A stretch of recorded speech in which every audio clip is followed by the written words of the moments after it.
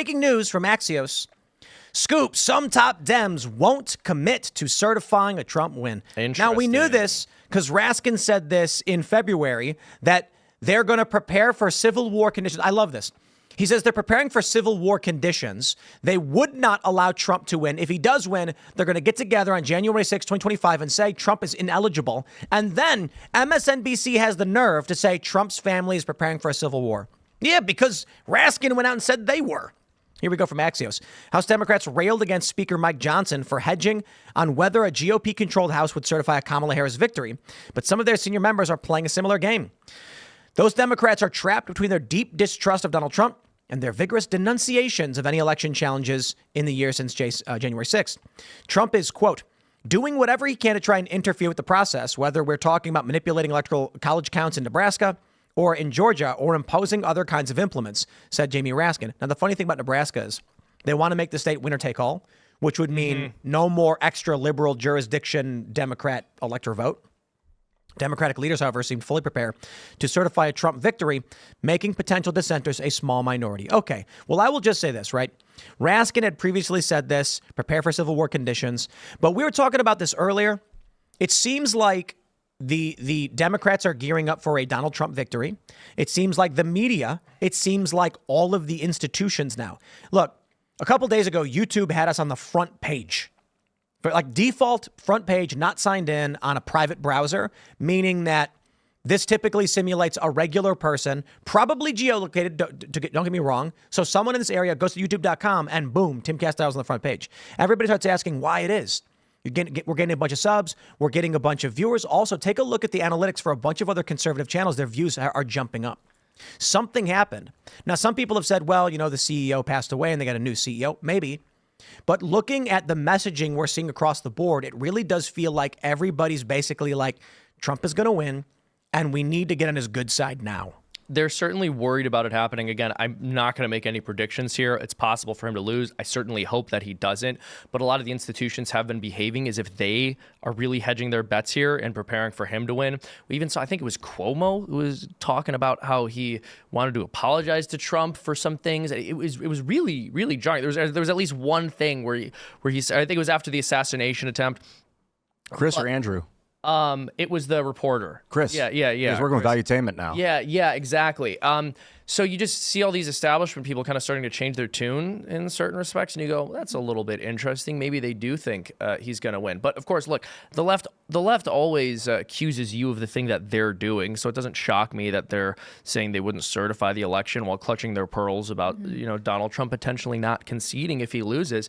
And of course, we go back to 2016. Hillary Clinton insisted that she actually won that election, and the election was stolen. A majority of Democrats, according to polling data, believed that Russia literally hacked election machines and changed ballots. You even go all the way back to the year 2000, right? After that election, you had left-wing pundits on national television all across the country saying that George W. Bush lost that election and that Al Gore was really the president and George W. Bush was illegitimate. And so this idea that conservatives and Republicans are election deniers is just ridiculous, because there's been one election that has been called into question by conservatives and Republicans when Democrats have contested literally every single one that they have lost since the year 2000, and probably going even further back than that. You're allowed to contest elections. You're allowed to deny them. You should be allowed to. That's absolutely. you have the legal right to say, I think this election was rigged. You're allowed to say that as a candidate after it happened. Now it's tied to this, you're threatening democracy. I mean, I think it's interesting when you listen to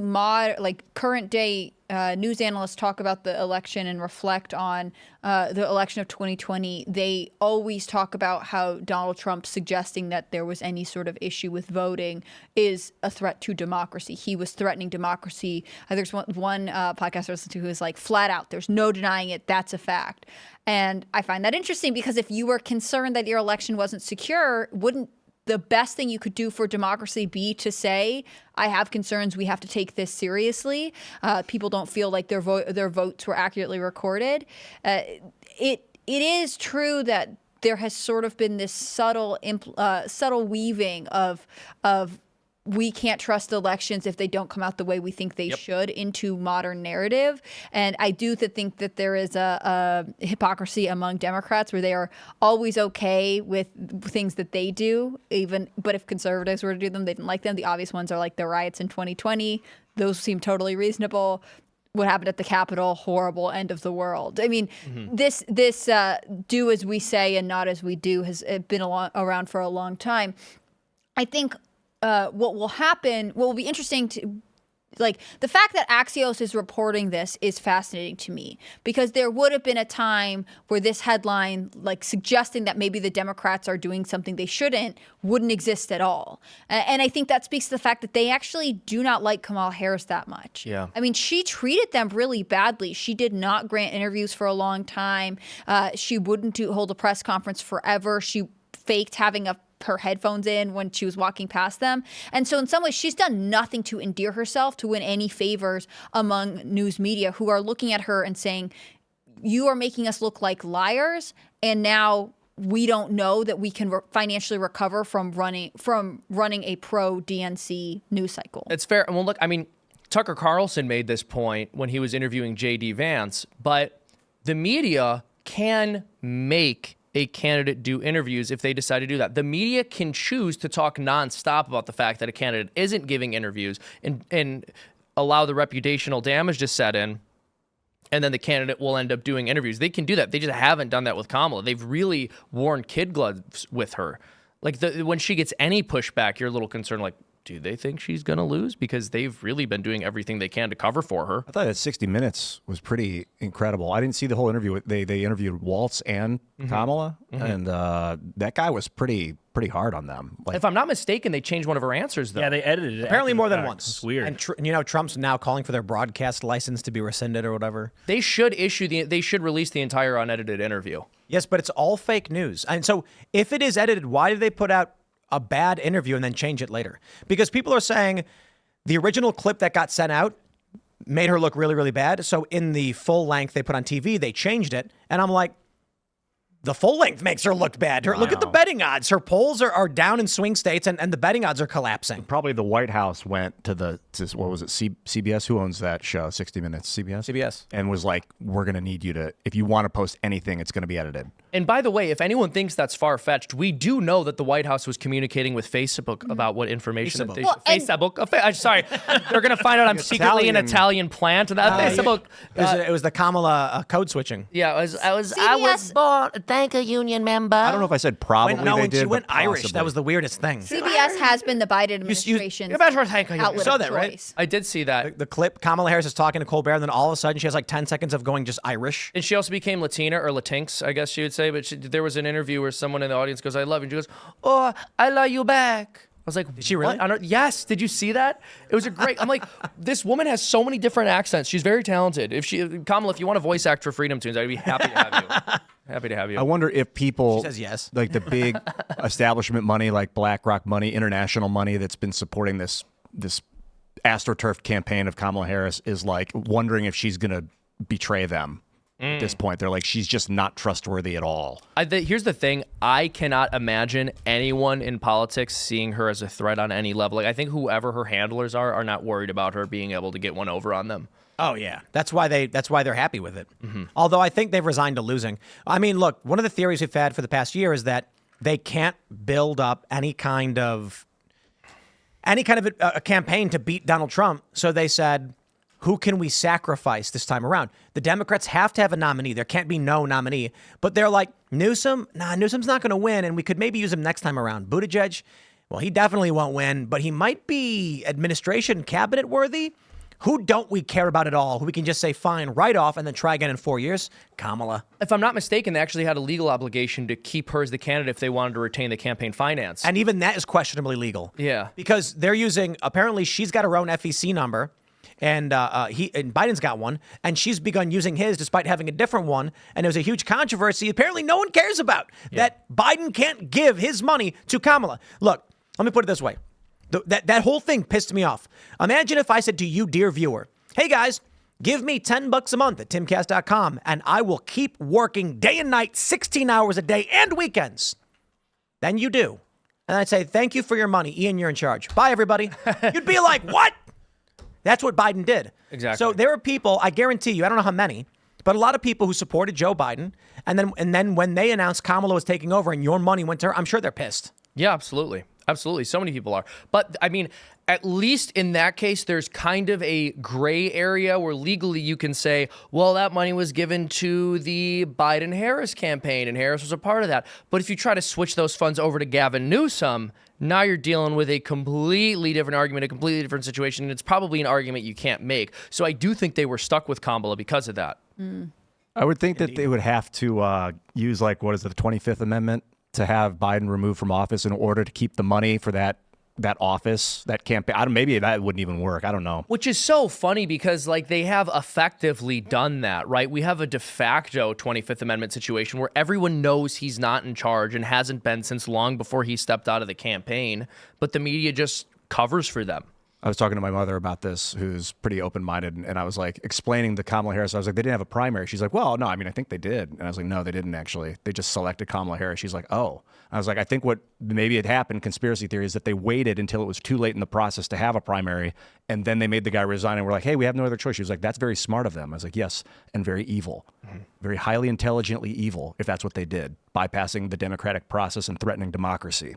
So we got threatening democracy. Literally massive threat to democracy to install a candidate. In fact, the Democratic Party's super candidates is a threat to democracy. It strips the people's ability to choose their candidate. What if we just chose who the president would be by NASCAR?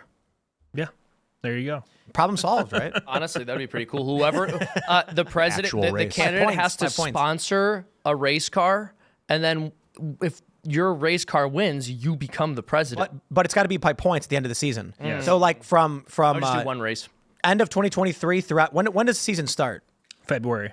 And it ends around October, yeah. Perfect. Look at that. Oh, because then someone would get 8,000 points the night of the election. Does that happen in NASCAR? 8,000 hell in NASCAR points. Yeah, Kamala's car wins 10 races at 3 in the morning.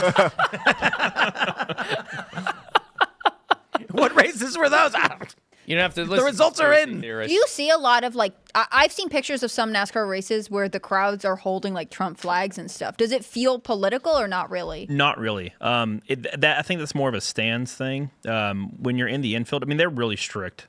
You know, they don't want any messaging and anything like that to be involved. And I think it's more because they don't want to be involved, regardless of if it's left or right. But that's where Let's Go Brandon was born. Exactly. Amazing. Which ruined that poor guy's career. Did it really? Brandon Brown, yeah, he was done. I think he was gone after a year after that. Is he still, really? He's done racing? Because of that? No one would, get behind him and support him or try to sponsor him. And he kind of went all in with the Let's Go Brandon thing. That was a strategic error on his point. But it's it was a strategic error, but also that guy got dealt a bad hand. That doesn't. No, he should have asked Trump to sponsor him. Yeah. That would have been. Maybe he tried and didn't work. But if I was him, I would go like, hey, look. Someone's like, I like racers who win. Nobody wants to sponsor Let's Go Brandon, and because of that, it's bad for my career. Trump sponsor the Let's Go Brandon car. Trump would have done it. Yeah, unless he asked and I'm wrong. Trump's not affiliated with his businesses right now, and so his campaign can't fund a car. That's true, right? And Trump they don't. Jr. would have done it, right? And they definitely don't allow. Like if it said Trump anywhere on it, they wouldn't allow it. No, but they'd sponsor Let's Go Brandon, so the message is there on the track every day with people cheering Let's Go Brandon. That's hilarious. Yeah, there was. He actually, I think he was supported by the Let's Go Brandon coin. There was a crypto coin for a while, and NASCAR wouldn't even approve that. Well, I mean, that crypto stuff is silly. But they didn't want Let's Go Brandon. They didn't want anything. car. Yeah, they didn't want to be involved in it at all. I guess for good reason, just controversy and whatnot. So he's like not racing anymore? No, I'm pretty sure he's done. Wow, that's kind of sad. That does feel. I feel. I blame Joe Biden. I blame this. Joe Biden has destroyed Joe Biden's taken a job from another American. Yet another victim. I think when you're doing like arts and entertainment or athletics in general, the way you want to instill your political endeavors is to get things done through it, not through getting a candidate, not about the people. It's about what needs to be changed in society. Let's write a song about that. Or let's talk about that on my show as I'm a hot athlete in the off season or whatever. But if you get too talking about too fetishy about individuals, it gets really like poison pill especially for the big money. They don't want to get tied into a guy. But movements about end the Vietnam War. That was great. A lot of people could get on board with that, but they weren't like singing about how great Nixon was or how great JFK was or any of that stuff. Thanks for checking out this clip from Timcast IRL. Make sure to watch the show live Monday through Friday at 8 p.m. Subscribe to this channel, and we will see you all there.